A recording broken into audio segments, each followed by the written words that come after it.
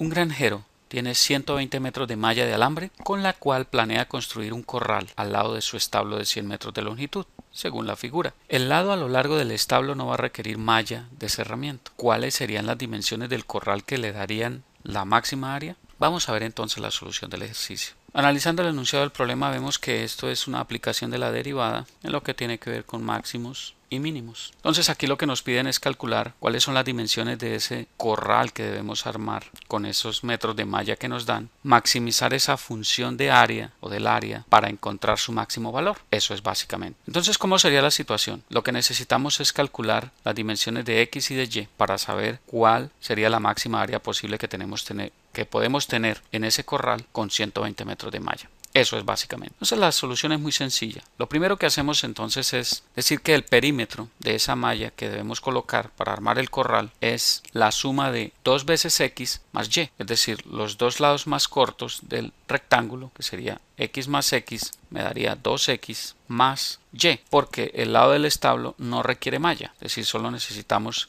esos tres lados de ese rectángulo. La otra parte del establo nos da la cuarta parte del encerramiento que necesitamos hacer. Entonces el perímetro de corral en malla sería 2X más Y. ¿Y eso a qué es igual? A 120 metros, que es la cantidad de malla que tenemos. Entonces nosotros básicamente podemos decir que esto es una función de la forma 2X más Y igual a 120. Esa es la función que me da el perímetro o la longitud de la malla. Ahora bien, yo voy a despejar Y en función de X. Y es igual a 120 menos 2X. Y ahí tengo Y en función de X. ¿Por qué?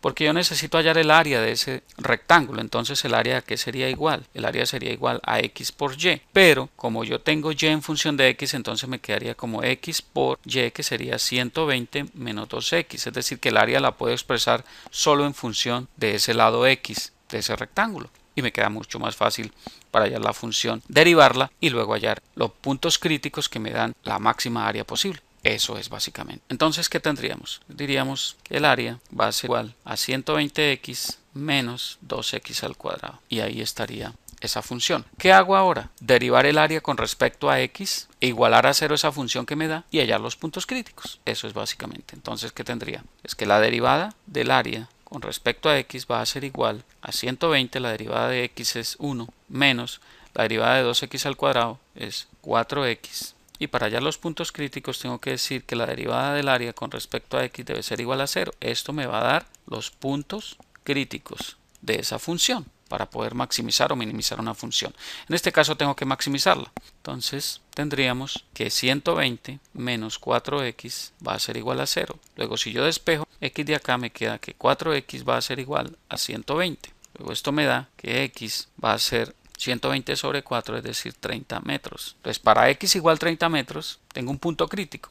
Entonces si x vale 0, ¿cuánto valdría y? ¿Cuánto sería el punto crítico en y? Entonces y sería igual a 120 menos 2 veces x. Luego esto sería igual a 120 menos 2 por 30. Luego puedo decir que y va a ser igual a 60 metros. Entonces ahí tengo los dos valores x y y que me dan la máxima área. Entonces tendría que el área máxima va a ser igual a 30 metros por 60 metros. Es decir, 6 por 3, 18. Me daría 1800 metros cuadrados. Esa sería el área máxima. Luego las dimensiones que yo necesito serían x igual a 30 metros y y igual a 60 metros. Y esa sería la respuesta que estoy buscando. Como ven es fácil, muy fácil. Noten, tengo que expresar el área en función de una sola variable, derivarla, igualar esa derivada a 0 para hallar los puntos críticos y de esa forma poder calcular las dimensiones de ese rectángulo o de ese corral que me den la mayor área. Obviamente esa va a ser la única opción que me da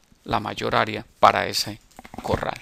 Me da mucho gusto compartir esta información con ustedes, espero que haya quedado claro, repasen el ejercicio cuantas veces sea necesario, sigan apoyando este proyecto, los veo en una próxima oportunidad. Les habló Hernán Puentes de www.miprofesordematematics.com. Hasta pronto.